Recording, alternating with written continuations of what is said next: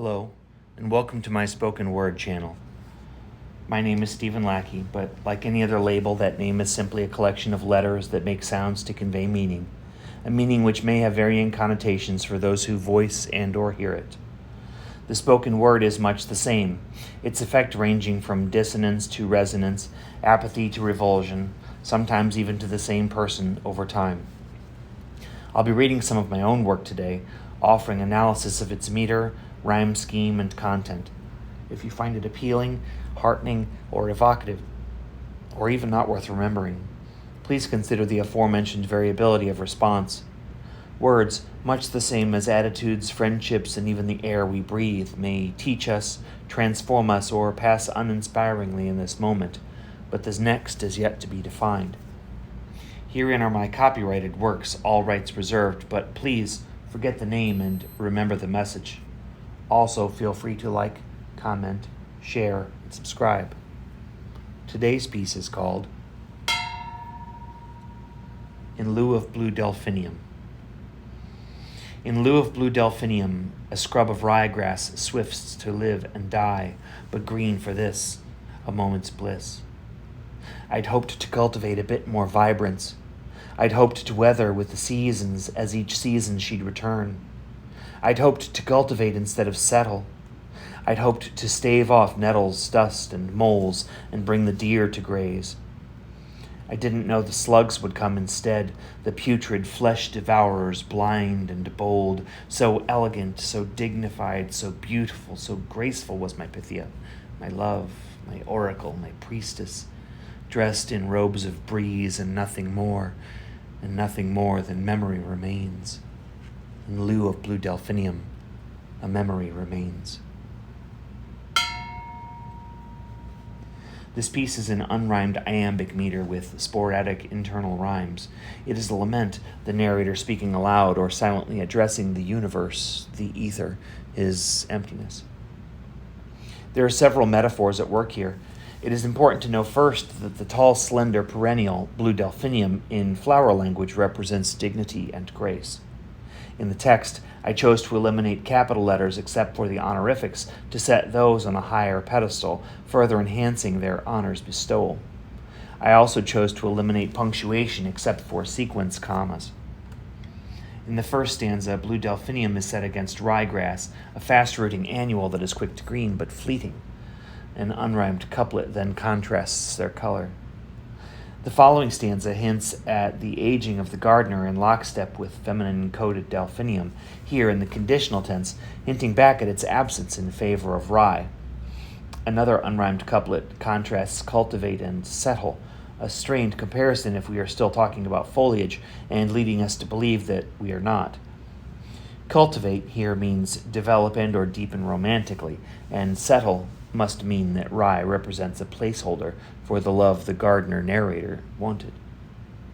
The next stanza leans into botanical imagery and metaphor, again referencing nettles for weeds, dust for fallow earth, and moles in begetting uneven and unhealthy soil. The narrator also mentions attempts to coax deer to graze, a hope ill-founded, however, as delphinium is toxic to deer.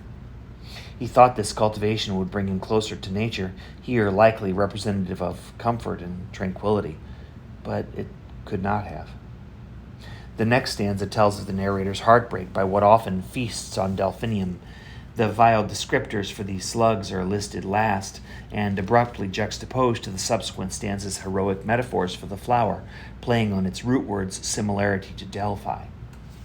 The honorifics and worshipful tone thus exposed fully, we see that certainly the narrator's cultivars are mere stand-ins for lost love and or comfort.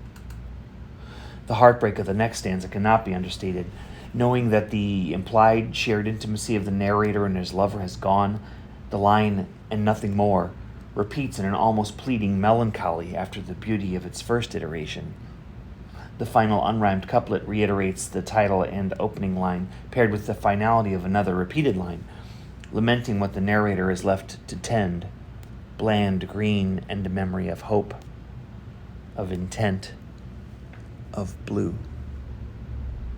The journey to fruition took a lot of turns for this one.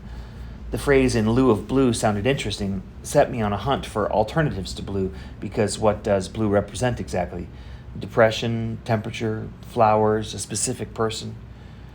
I realized that in lieu of blue was iambic as stated, and having just run through a mental list of flowers, noted that delphinium continued the phrase iambically. I looked up ways to combine delphinium's communicative metaphors with other references to grace and related root words. Having previously drawn to mythology, pointedly the Oracle of Delphi, the idea seemed to hint at the hopes of a non-prescient suitor harboring an unachievable and or unsustainable worshipfulness, contrasted to a prescient idol living out her destiny, all nestled in a metaphor of a gardener and his ill-planned greenery. I restated the metaphors to flow iambically, then punched up her implied status compared to his, Oracle versus gardener, by removing all of the capitalization from his first-person narrative except for her stated honorifics. Next, I took out all the end-line punctuation so his narrative felt like phrases linked to emotions floating in and out of memory. Realizing that the opening line was such a fortuitous gift of the ether and absolute synesthesia, I reiterated it, and having used a dual-function repeated line near the end already, it bowed up the piece nicely and functioned structurally as a coda, apropos of the musical movement style layout of the piece.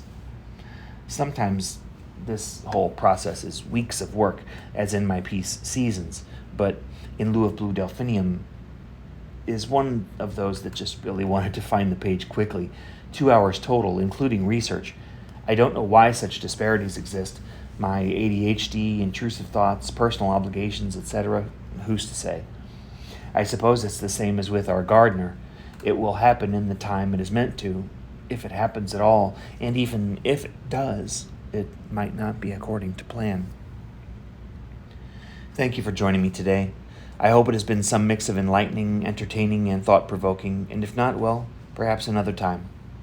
You could have spent it in a number of ways, but I sincerely appreciate that you've chosen to spend this time listening to phrases I have turned. I'd like to hear your thoughts as well. Drop a comment below regarding what your own or someone else's creative writing and or spoken word has meant to you.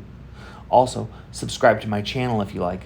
I'm not sure how often I'll be posting, but if you click the notification bell, you'll be among the first to know when I do. Please also consider this. I publish so that perhaps at least one other person might have to feel as I have felt, that the search for a resonant voice in the void is fruitless, as one's own is the only echo. I write so that others might actually feel resonance, not a savior or even a friend, but a casual stranger encouraging that perhaps you're not alone as you believed. I hope that you're able to feel that today. I hope that you're able to embody the strength and find your own voice and be heard.